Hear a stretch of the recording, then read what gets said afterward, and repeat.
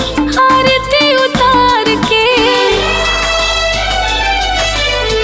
करी हम पूजा पूरा शिव परिवार के।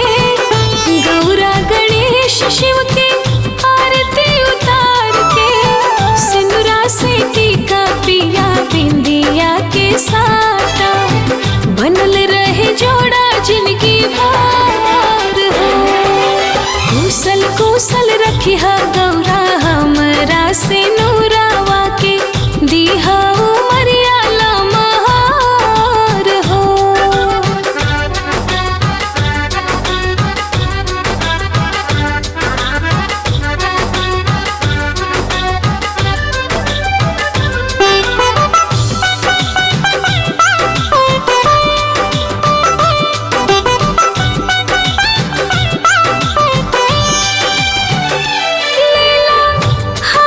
लिपस्टिक ही घड़िया, होठ लाली लगा दा सावरिया, करा रची रच के हमारो सिंगारवा, वही नाता घर में तनी हारवा।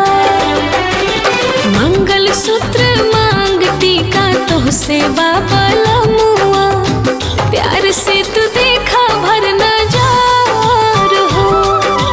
कुशल कुशल रखिहा गौरा हमरा से नूरावा के, दीहा उमरिया लमहार हो।